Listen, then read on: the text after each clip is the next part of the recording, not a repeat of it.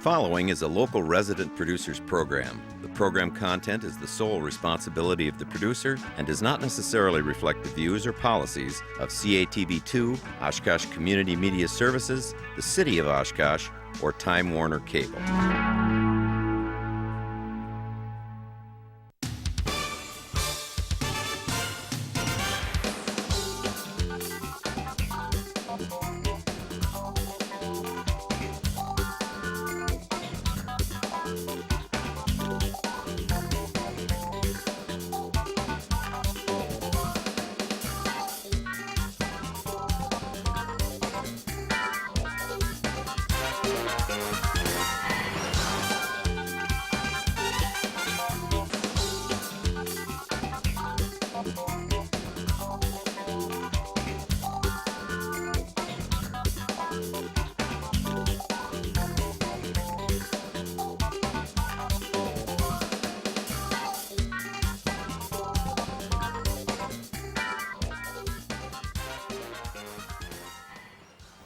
Hi everybody, welcome to Eye on Oshkosh. Cheryl, Hentz, and Dan Rylance here, and very pleased to welcome back to the show. He was on the last time just before he became sheriff, and now he is sheriff. Hey. Sheriff John Matz, Good to see you. Winnebago County Good to see Sheriff. you. So Thank thanks you. very much for being here. You've been on the job now 5-6 months, sort of. How's it been going? It's been busy. Yeah. We've had a lot of different things occur, the budget repair bill, how it impacts our agency. We've had a turnover of 7 employees in a very, very short time, and our agency isn't that large that really impacts us. We have the concealed carry legislation that will be signed by the governor tomorrow. We have a radio project that's underway, and we started a new sobriety program with the 24/7 program. Oh, and we're going to cover a lot of these things, but I didn't know about the radio program, so I want to ask you about that. But just in general, you know, is the job what you thought it was going to be, or have there been a few surprises, some challenges and hurdles you've had to clear? Yes. Or try to clear? It's been very busy. I guess I didn't realize quite how busy and how many different things are occurring at the same time, and but it's pretty much what I anticipated it to be. Yeah. Well, that's good. Well, let's, you know, we want to start out by, we're taping this on the 7th of July, and just a few days ago on Independence Day, July 4th, Sheriff Matz did our county proud by reading the Declaration of Independence on the steps of our county courthouse, something that Dan worked with County Supervisor Bill Wingren to get moved forward, and so thanks to Dan for his efforts, and Supervisor Wingren for his, and to you for doing it. How was that experience for you? Yeah. It was a great experience. I had looked at the Declaration several times. Bill had given it to me, and I've seen it as going through college and through Sure. school, but having read it several times over and over again, the language that was used is much different than we use now, but you start to think about what they were trying to accomplish and how courageous they were throughout that entire process to say to their motherland, that's it, we're no longer part of you, and we're willing to fight and fight till the death to form our own new country. And pretty amazing that they were that courageous, and the issues that they faced, and starting a new government, new form of government, and it was a great experience. And, Just one question. yeah, go ahead. Well, John, maybe there was a special meaning as a soldier who served in Iraq and reading that? Yeah, there was. You know, I've thought about when I was in Iraq and the pains that Iraq was going through as a new form of government, but then I started to reflect on what our country was like when we first started, and we didn't have it right. I'm sure that there were issues and there were things that they needed to work through, and then you take a look at some of our senators and politicians that take bribes now today. So there's corruption that exists in all forms of government, and it's not surprising that they're having issues, but I think the country will survive and be a very prosperous country. I just sensed as reading it that it was sort of personal in a sense. I could just, you read it very well. And some of those words really are archaic. I mean, they Right. But anyway, I compliment you, and I thank you very much for doing it. Thank you. Yep. And there were about 50, 60 people there.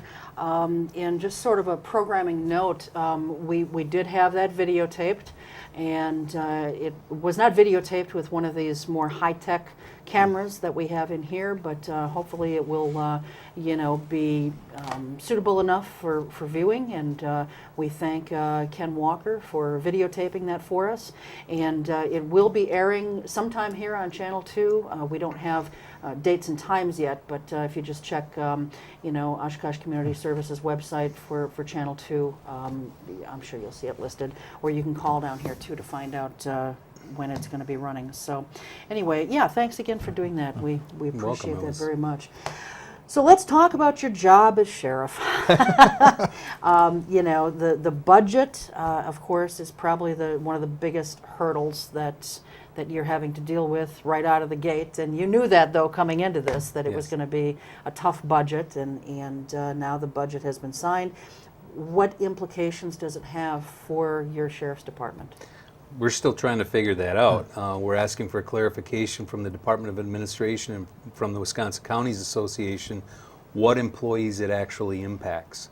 The governor has exempted law enforcement, however, not all law enforcement, although there's still some interpretation. All of our sheriff's deputies are deputized. The ones that work in the jail, the ones that work on patrol, detectives, and court services, they're all deputized, because they serve a dual-purpose role for us. With the number of special events that we have in our county, Country USA, now Rock USA, EAA, and all the volleyball tournament that will occur this weekend, we need to tap into our correctional officers to cover those events.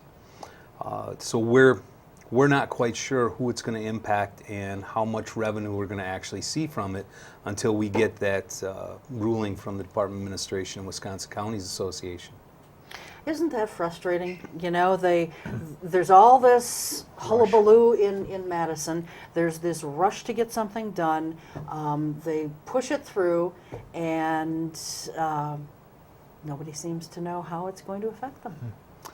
Yeah, it's interesting. We've been asking the questions over and over again. I know our county exec, Mark Harris, has done the same, and we're hoping to get clarification so when we do have to begin to take from our employees that amount of money for their retirement, and we already pay the amount for the health insurance, so there is no change for our employees there.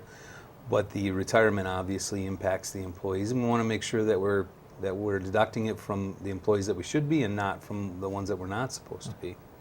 And in another programming note, Mark Harris, County Executive Mark Harris, will be on in the second half of this show. So we'll be asking him some of these same kinds of questions. So, especially not knowing who's going to be impacted and to what degree, what is that doing for the morale? I know you've got professional officers and they're just going to keep doing their job just like the teachers do, just like all these union workers do, but you must get a sense of what the morale is like. Sure, it does impact them personally, their family life, their discretionary funds.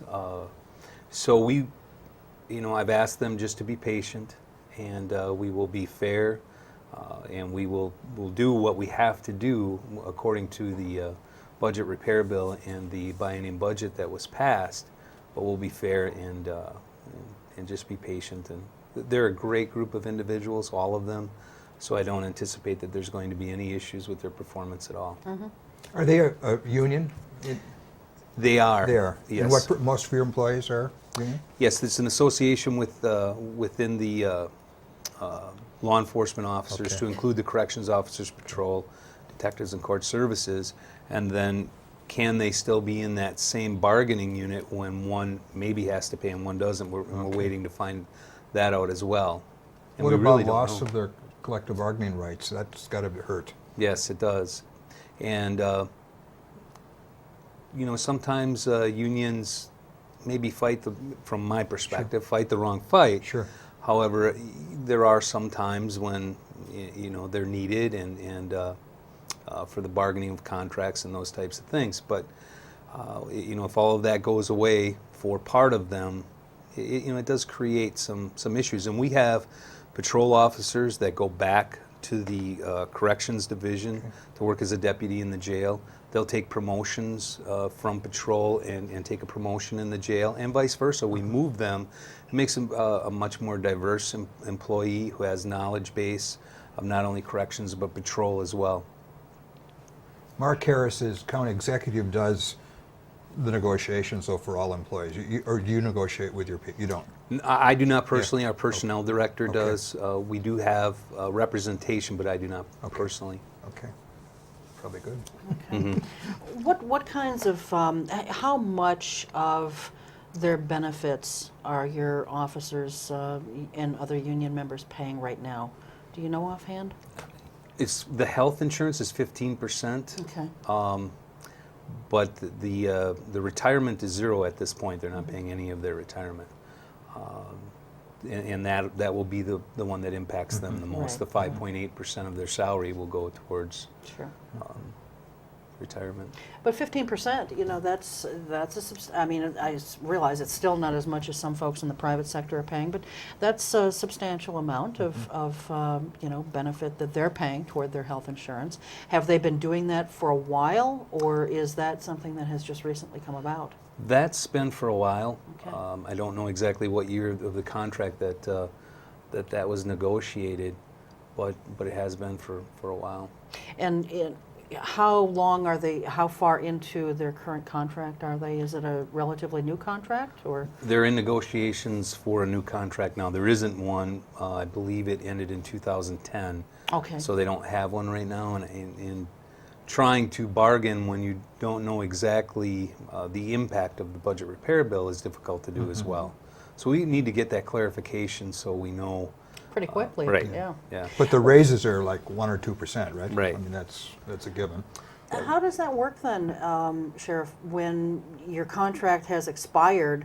Do they still have all their same protections and rights that they had under the old contract? Or technically, do they have none of that right now? They still, the contract that was last negotiated stays in effect until a new one is Something new signed. is done, okay. Right. All right. Is that pretty much standard with sheriff's departments or police departments or what have you? Yes. Okay. Yeah. All right, okay. I know Cheryl wants to get to this, so I'll just introduce it. Passage of the concealed carry law. You want to kind of walk through that a little bit and give your response to it? Sure. The concealed carry law, from my understanding, will be signed by the governor tomorrow. Okay. I'm not sure if he's going to veto any part of it. I don't know if he's going to change anything to it as it is written, although haven't been able to digest the entire legislation. It does.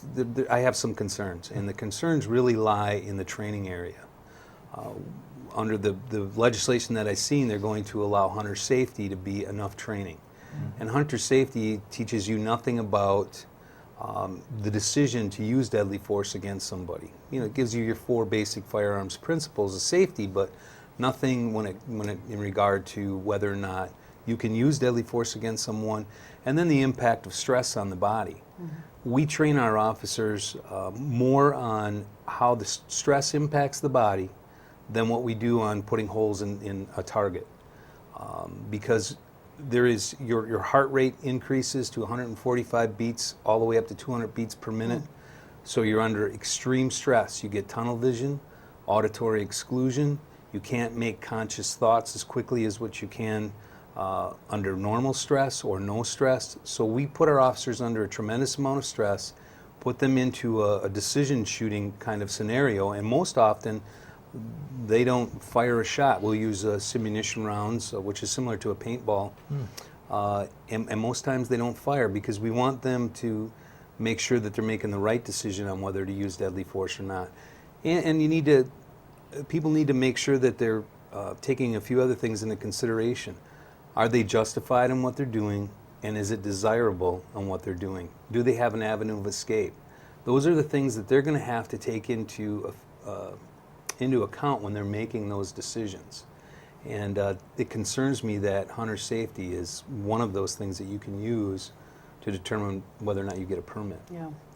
I've got mixed feelings about this whole concealed carry thing. I know that we're one of the last states to, pass it. And I don't know if there have been, if there's been a spike in incidents in other states once they've passed it. All I know is, I think as a society, there's an awful lot of angry people running around out there. And, it's bad enough that we have road rage incidents and some of the other incidents that we do, and now we're going to add, deadly weapons to the mix. And that's a concern, and I think a justifiable one for all of us, whether we're just other people on the road, people walking down the street, or you folks who are having to, be in law enforcement and deal with some of this stuff. On the other hand, the people who are going to be doing bad stuff with guns probably already have them anyway. And so I'm torn with this, but I would hope that the instruction that they actually require is going to be something more than just hunter safety. And, maybe they should take a look at what other states have done and what kinds of instructions they've required people to use. And, maybe that would be something that's a little bit more palatable, if there is anything about this that can be considered palatable. Yeah, and I'm not against a concealed carry permit process. I think that there can be some benefits to it, so I'm not against it.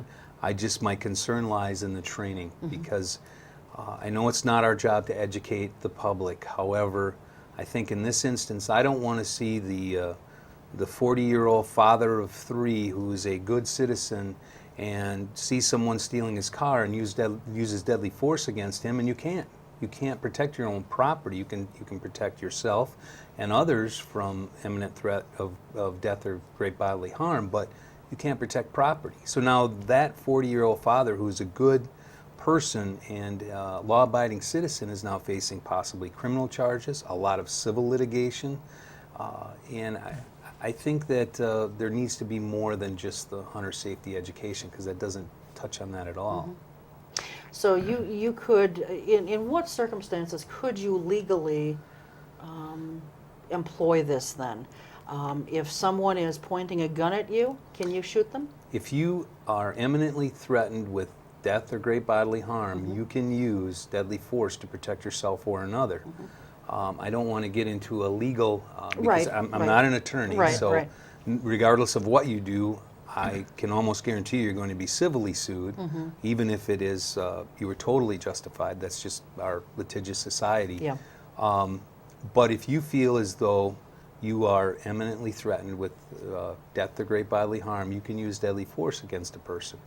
And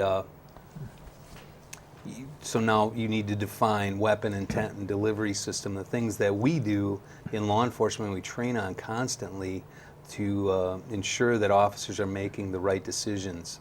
And those are happening in split seconds, very, very quickly. And unless you can create an environment where you can train somebody under some stress so they can get a subconscious response to the threat, and they can assess it and determine whether or not deadly force is authorized in a split second, I can see problems with that. And I don't want to see the law-abiding citizen in a situation where he's facing criminal charges or civil litigation. The bad guy, hey, I have no sympathy for them whatsoever.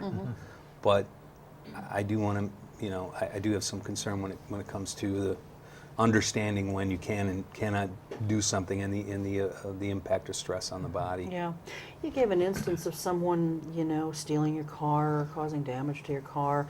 And I don't want to get into a legal thing either, but I'm just kind of curious if can someone just use a gun to hold someone, just say, you just stay right there, and then use their cell phone and call the police?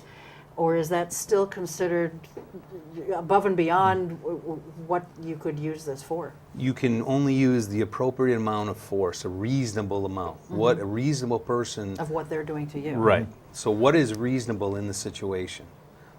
And that'll be determined in a court of law, but you can't use an excessive amount of force. It has to be reasonable. So if somebody's shoplifting, you can't pull you. Right, yeah. If someone breaks in my house, though, I don't know what they're going to do. You know, I don't know what they're going to do. And if I had a gun, I might be inclined to, you know, just kind of hold them at Sure. bay, if you will, Yep. until the authorities can get there to Right. take them into custody. Because I don't know what they're going to do. You You're- know, are they just going to steal something, or are they going to do something much worse? Right.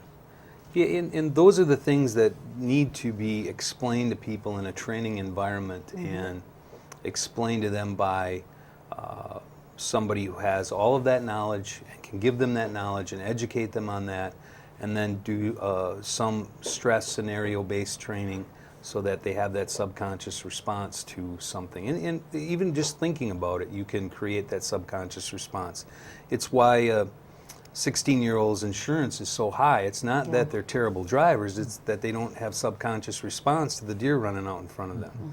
So there needs to be some level of training, in my opinion, some level of a training that goes beyond what. Can I just back up Sure, a little bit yeah, go on ahead. a dumb question? Let's say that Ken Walker, who's in our control room, wants to apply for this concealed carry law. Who does he apply to, and is there a fee to get in, and who does the training? The way that I understand it, and I don't know what's going to be signed tomorrow, okay. but the way that I understand it, Department of Administration, he will go on their website. Okay. He will fill out an application, send it to them, and from my understanding, they have 28 days to respond to him that yes, you qualify, or no, you don't. Then he has to provide the certificate of training, whatever the governor decides is appropriate, Okay. and then he'll be issued a permit. Okay. We don't know what the level of training is. Well, Or we do, but it might change. it might change. Okay. I had listened to the governor on AM radio, and from what I could gather from what he was saying was that he wasn't in favor of hunter safety being The criteria to train. criteria. Now, I don't know if that'll change at all. Yeah. Meaning that he would like it stronger. Right. He would Okay. like more training than that. I read parts of the bill. You can carry concealed weapons in county and city parks. I can see Sawdust But we Days can't have dogs there. Sawdust next year. You can go into bars if you're not drinking. Right.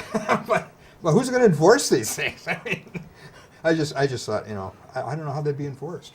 What are the penalties if I'm drinking in a bar with a concealed weapon? It's armed while intoxicated. Okay. Oh, So- that's pretty bad. Right. Okay. So, Ken isn't going to do that. okay, good. That's good. Yeah, okay, I got you. Okay. One of the other things that the politicians in Madison have done recently is they've voted to do away with early release. You know, from a sheriff's perspective, running a jail, what does that do for you? Well, we have so many alternatives to incarceration right now. As far as the prison system eliminating the early release, I don't really know what that is, how that's going to impact our jail population. We have many different alternatives to incarceration, programs to get people back on the right track. I don't know that it's going to impact us much at all. Okay. And speaking of jails, you know, are you still on target to be maxed out in the jail very soon? The criminal justice study came out yesterday. It's complete, and it will go to our county board members in the upcoming county board meeting. So, it came out yesterday. I looked at the summary of it, and I believe that the population would be 438, 450, somewhere in that range in 2020. Our jail holds 355 right now, but that has to be we can't really put 355 inmates in there because they need to meet a certain criteria and classification. The stars would have to align for that to happen, and it just doesn't happen. 80% of that is typically where we consider ourselves to be at capacity. Okay. So, yeah, unfortunately, we'll probably be over capacity in a short time. Okay. And what's the remedy for that? Expansion? One of the things is expansion. We have also, the study shows us, are we utilizing all of our alternatives to incarceration to the maximum?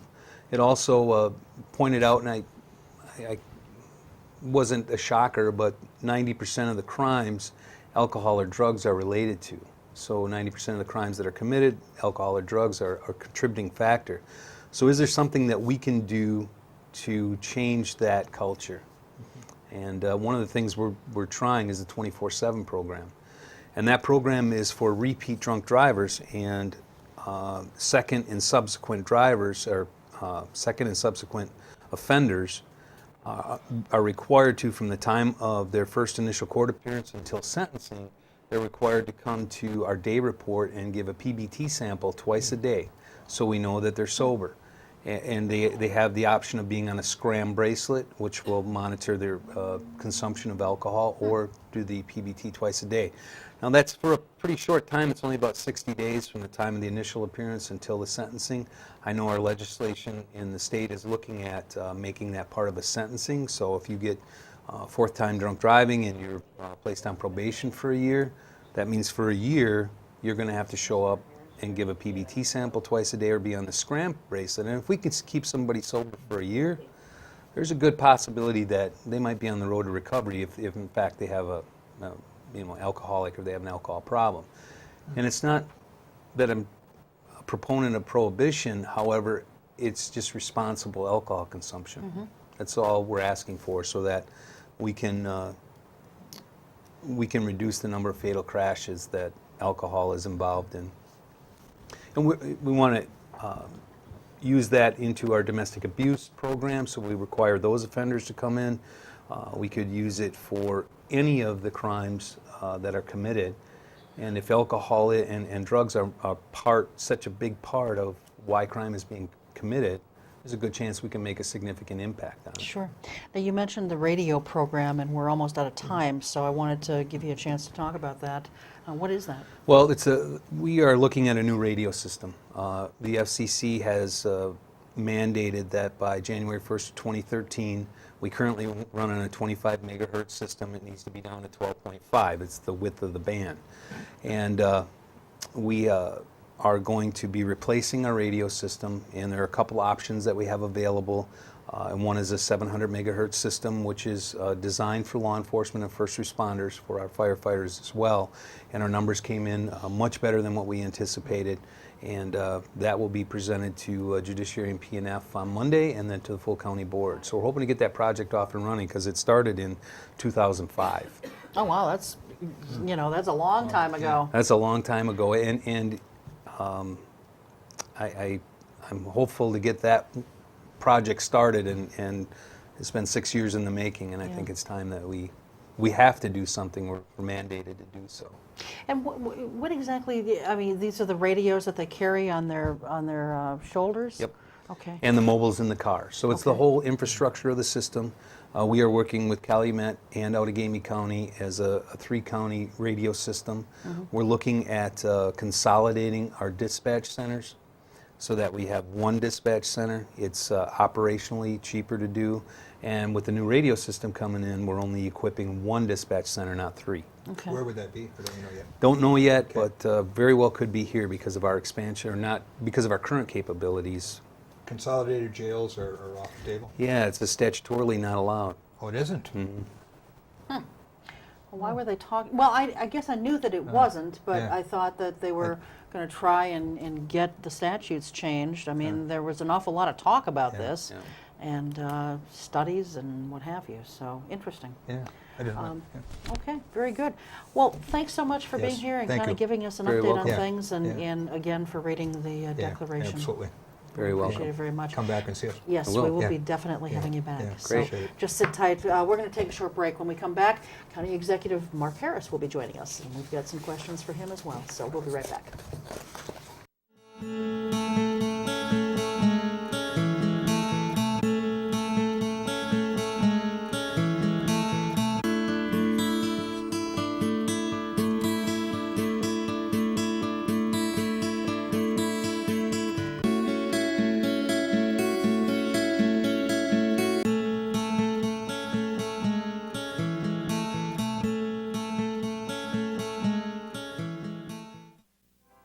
Every year, the U.S. Department of the Treasury receives about 1.4 million reports of problems with paper checks. checks can be lost, stolen, or delayed. If you still receive Social Security payments by paper check, Treasury wants you to know about a safer, more convenient way to get your money. The Direct Express Prepaid Debit MasterCard. The Direct Express card is new and is available to anyone receiving Social Security benefits, even if you don't have a bank account. Your monthly benefits will be automatically placed onto your card account each month on the day your money is due. While other debit cards cost money, it is possible to use the Direct Express card for free to make purchases, pay bills, and get cash at thousands of locations nationwide. There are no sign-up or monthly account fees.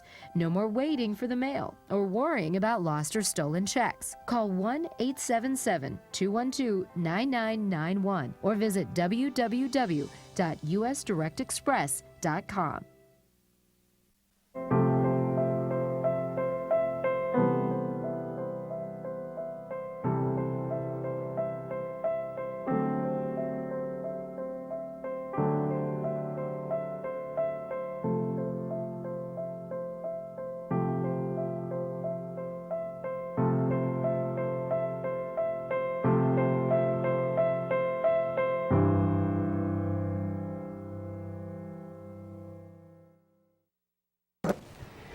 And welcome back to the second half of Eye on Oshkosh. And Mark Harris is here now, our county executive here in Winnebago County. Welcome. Thanks Welcome, for Mark. being here. Thanks for having me on the show. We talked a little bit with Sheriff Matz about his, reading of the Declaration of Independence on 4th of July, and you were there as well. Yes. In person, not as Ben Franklin this time. Oh, last year were you there as Ben Franklin? Yes. I was in the parade as Ben Franklin, and Oh, since okay. it immediately All right. followed, Yeah. I showed up and introduced the sheriff. Mike Brooks, of course, was sheriff at that time. Right. I introduced him as Ben Franklin. But, when they showed it on the public access television, it was all tight shots. Yeah. So, of course, it just had the bald head and the gray wig, but you couldn't see the costume. So it They just lost- thought it was Mark Harris. Yeah, it turned But hippie then or you something. changed very dramatically. Well, Anyway, thanks give for us- being there again. Yeah, thanks for being there, and give us your impressions of that day and what the reading of that on the courthouse steps means for you. That really does bring the focus onto what the 4th of July is really about. I mean, we were already at war with Britain when the Declaration of Independence was written up, but that was the first time that they were making it perfectly clear that we were no longer going to be a part of Britain when the conflict was done. That we were going to be independent states. And you get some sense of the risk and the sacrifice involved. I mean, they're patriots because we won. Mm-hmm. Had we lost, they would have been viewed as treasonous. And they were taking a tremendous personal risk making that statement. And I really wonder- think that brought it into focus. And I wonder how they'd feel about where we've come today, and where we're at today. Sometimes I don't know. Sometimes it wouldn't be bad to kind of go back. I don't know that I want to go that far back, but I just think that they've kind of twisted and turned some of the things as we know it today. So anyway, okay. Well, let's talk about the biggest issue probably before you right now. And that is the budget. The state Sure. biennium budget has recently been passed, and the ink on it is dry now. So what does it mean for the county? Well, as you know, this state budget increases the state spending a little bit,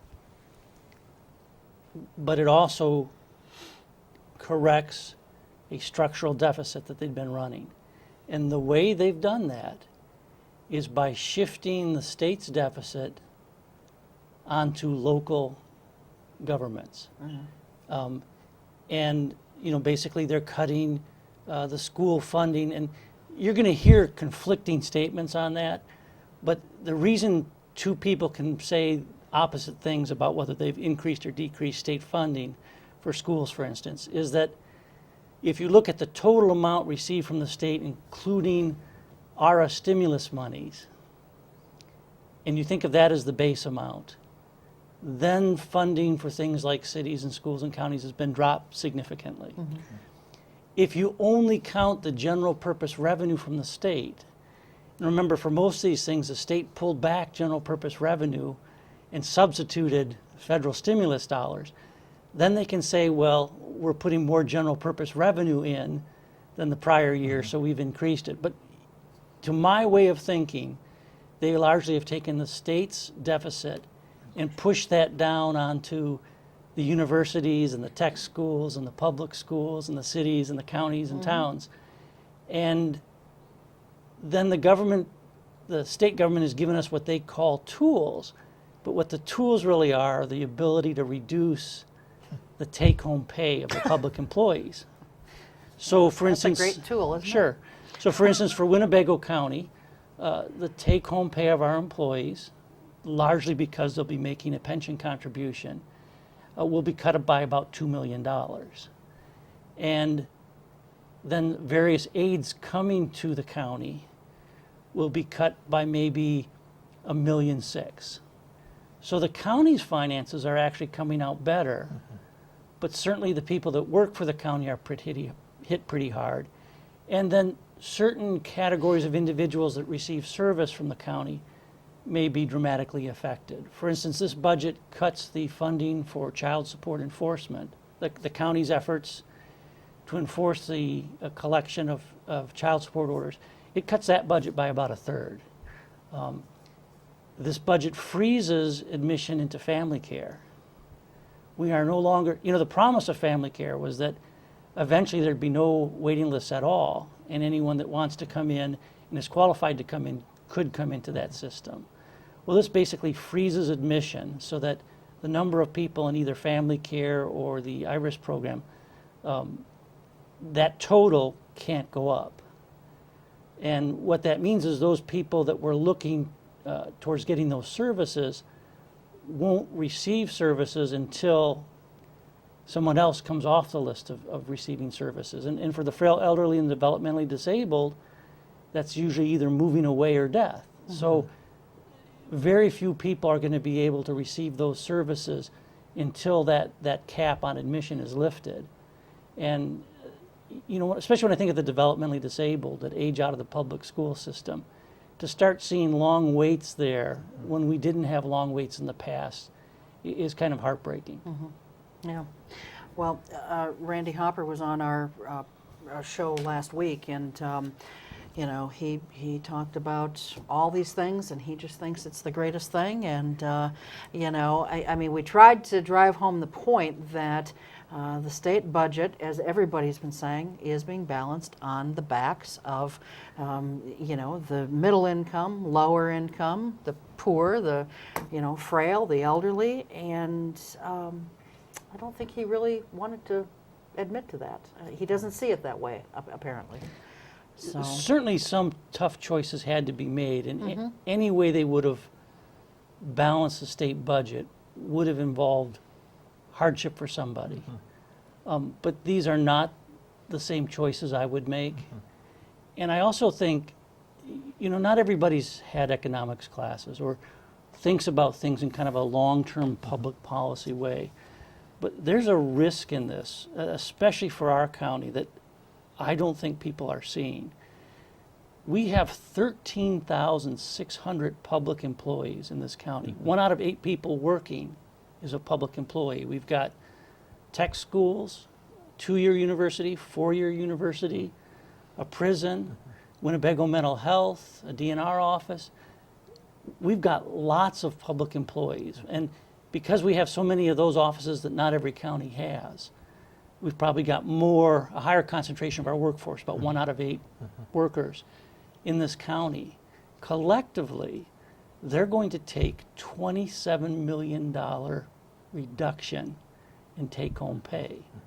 And the part that's being missed is a lot of people are saying, well, they balanced the budget and they didn't increase my taxes. We've heard that. If those 13,600 people are people that normally would be buying your products, buying your services, if they would be doing business with your employer in any way, if you're competing with them on trying to sell a home, we're in for a heck of a time unless there's a significant national recovery that kind of overwhelms the bad news. But The way I calculate it, the loss in take-home pay collectively for all those public employees in the county is about the same as losing a manufacturing employer with 1,000 employees in terms of the impact on aggregate demand in the county and the impact on the economy here. Well, and that's significant. And is. so they can sit there and talk about how Wisconsin's open for business, but you may be open for business, but you're not going to have a whole lot of customers strolling through the door, when you've got that kind of financial impact. It's a risk that people seem to be missing. And I know, Wisconsin over the last several years has had less unemployment and a little bit better growth than the nation as a whole. And Winnebago County has outperformed the state of Wisconsin during that time. And I think part of that was because the public employment was more stable than the private sector employment during that time period. Now we're going to see just the opposite in effect. Now, it isn't people losing their job, but when they lose take-home pay, it only makes sense that they're going to spend less money on discretionary items. Yeah. So we'll have to see how this plays out, and hopefully the bad effects will be hidden from us by good news in the economy at large, but it's still there. That's a really good synthesis. So what you're saying is the government per se, the Winnebago County government, is not affected that much, but the quality, both financially and the quality of life of the employees, and all of those public employees are not going to be the same. That's right. That's right. I mean, some of the people being hit the hardest, of course, are those people that are state employees or university employees, because in addition to paying 5.8% towards their pension, and that, by the way, that amount might increase for next calendar year. But in addition to that, those employees may not have been contributing anything to their pension plan, and they'll step up to about 12%.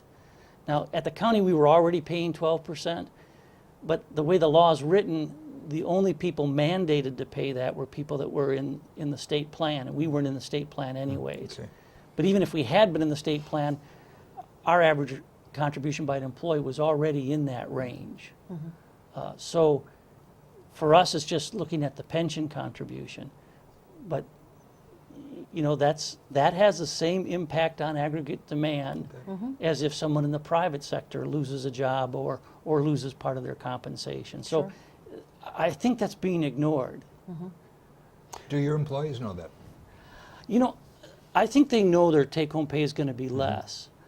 But I think a lot of them are kind of in the denial phase where, it can't really be that bad, or I'll worry about it when I see how much smaller my check is. So I'm thinking we've seen a little bit of that for those people that are cautious and adjusting their spending in advance, but I think most of it's going to hit in August and thereafter when their paychecks get smaller. Could be an interesting holiday shopping season, and thereafter. And if the city and the county does have to make any kind of tightening of its belt at all, that's going to be reflected in services. I mean, we saw that this past winter with the city, that they had made some changes, Jessica King said, and as a result, they didn't have as many people to do some of their snow plowing. And so we got hit with that big, huge blizzard right out of the chute, it seemed, and look how people were complaining about the lack of plowing that was being done and how long it was taking. And I mean, that's, you're either going to suffer there, or you're going to have the city try to, or the county or whoever try to institute some fees. We saw that, a few years back with a garbage fee. Were you still on the council then, or were you already off at that point? I think I was already off, already with the county. So, I mean, and that didn't go anywhere, but still, I mean, something has to give. You can't maintain the same level of services and say, we're not raising your taxes at all, and look, we've balanced the budget, and you're still going to have, everything's going to be the same. Isn't it a wonderful life? It doesn't work that way. Well, and it's interesting you mentioned the snow plowing. We had a real scare, and we're still trying to sort out what the budget means for this. But one of the things that was coming through the budget, Joint Finance had made changes that were going to restrict our ability to bid on work for the towns during the summer, road work, and that we're going to restrict the county's ability to do work outside the county. And what we've done in this area, and they also have done it over near La Crosse, is, you know, the big equipment you use on road projects is incredibly expensive.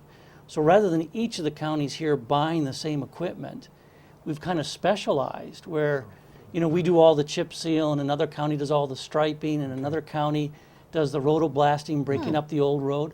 So we specialize and then we trade our services and it saves the taxpayers a lot of money. Well, it's not clear that we're going to be allowed to do that across county lines any longer. Why? They wanted that work to go to the private sector contractors. Oh, of course. But We should have guessed. yeah, but it may represent a significant increase in cost to the taxpayer. And of course, the county has contracts to do the snow removal for the state. And by the way, they tell us what shifts we can remove the snow. We're not allowed to remove the snow around the clock on all the roads. Some roads they'll pay us for one shift, some, the Highway 41, they'll pay us for 3. But that's our peak work time for the highway department. So the secret is finding enough summer work. And you know, that's bidding on road projects for in the towns, that's in doing this cross-county road maintenance work to keep those people fully utilized year-round. And if when we finally interpret what they've done, and I think they've watered it down enough, we'll be okay.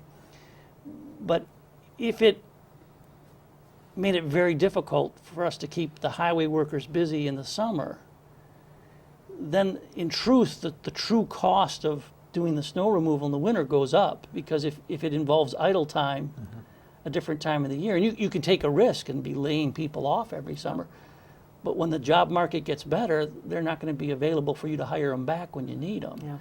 So there were a lot of things that I'm not sure they fully thought through. I went to a seminar today on the income support, when the primary thing you might think of in there is food share, used to be called the food stamp program. Well, the state's demanding that we form 10 consortiums statewide and consolidate that. And that actually was an option that was suggested by the Counties Association, because the first option the state was pushing was even worse, because it would privatize it, which would disqualify us for the federal monies that actually paid for the food stamp program.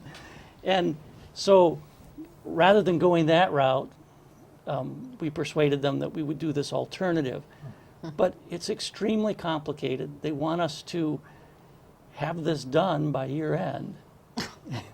And you know, no one's really sure what the rules are and how this can be accomplished, or whether it really will give better service or save money. And you know, of course, it presumes enormous savings and cuts the funding. Of course, yeah. You know, so there are down aspects. There are some positives about the state budget. I mean, it was on time. It took care of you know, that annual built-in shortfall, that structural deficit. But it also has a lot of defects. And there's a couple things that I think people don't know. One, it continues to raid designated funds. There's a fund that cities pay into whenever they tip garbage in the county landfill that's specifically designated for recycling programs.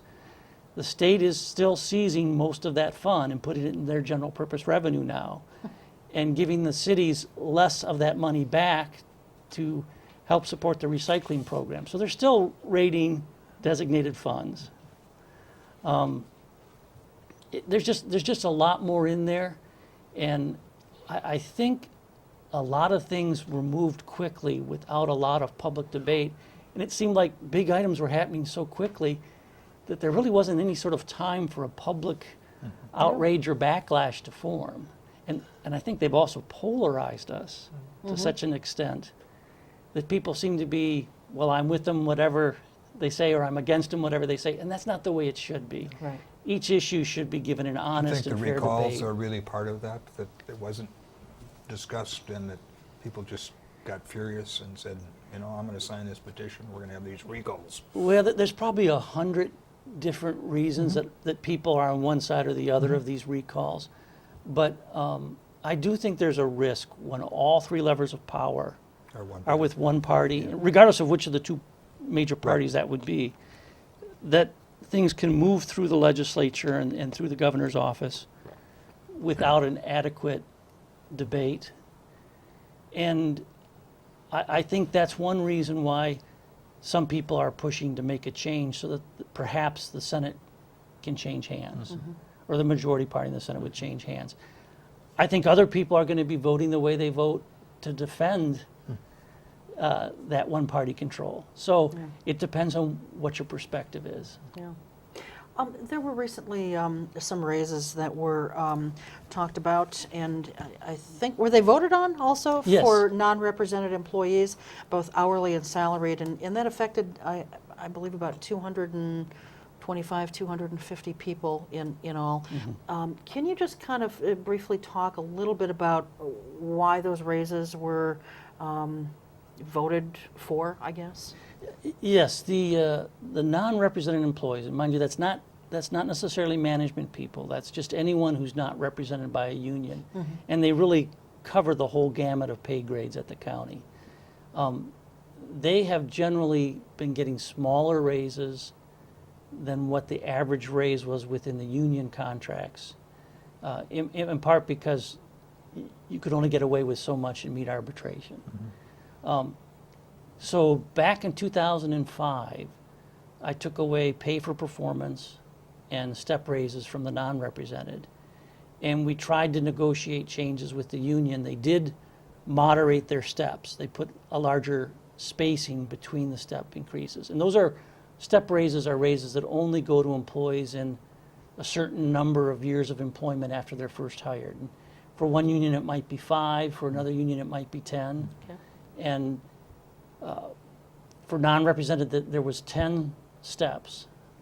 So basically we hired people at pretty low pay, but then they would catch up over the first 10 years. Well, the non-rep employees had not had those steps since 2005. So this year we got very favorable agreements from the unions, basically no raise. We got some health care concessions, which gave us kind of the leeway to go back and try and address that inequity. Not in a big way, because there just isn't much money.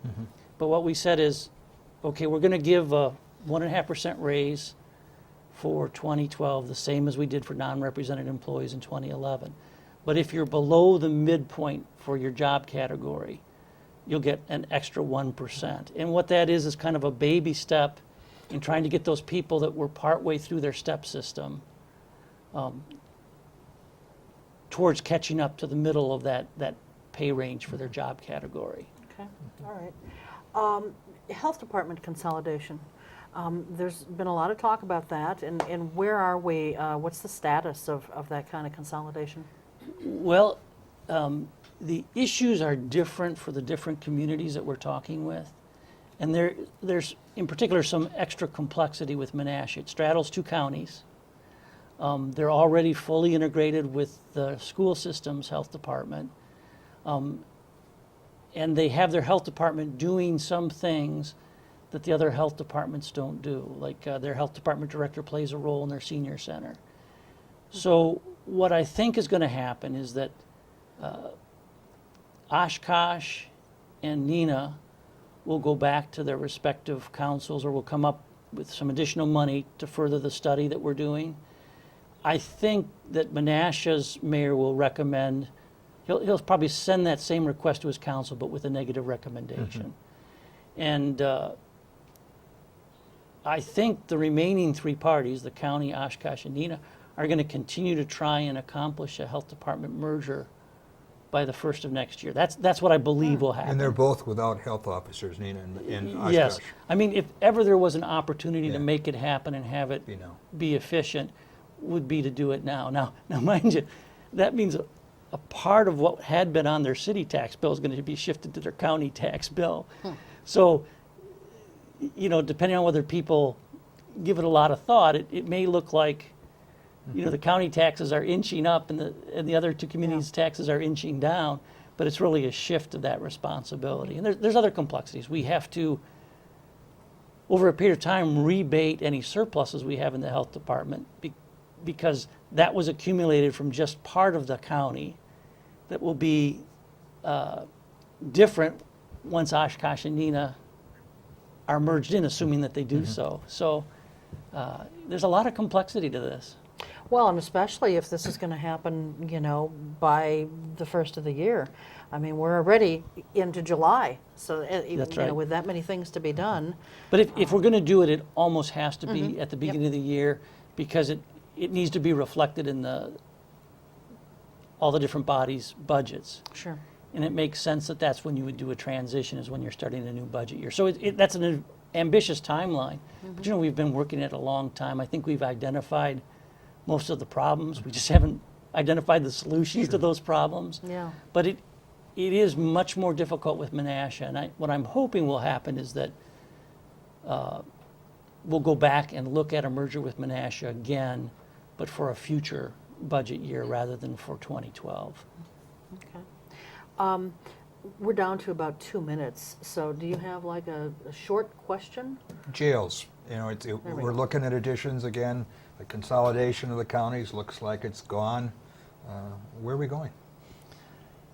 If I had to guess, is that we'll probably have to add space to our current jail, and we have room to do that.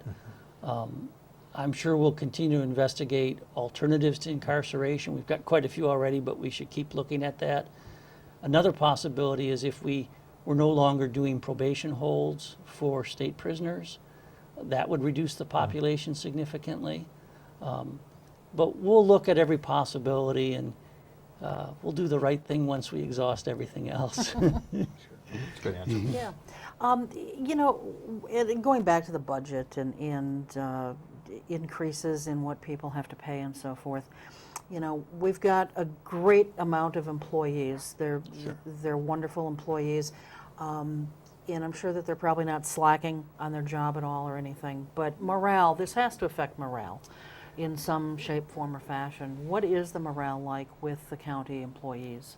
Well, I think there's a lot of worry and concern, and I think that probably does impact them. The lower paid employees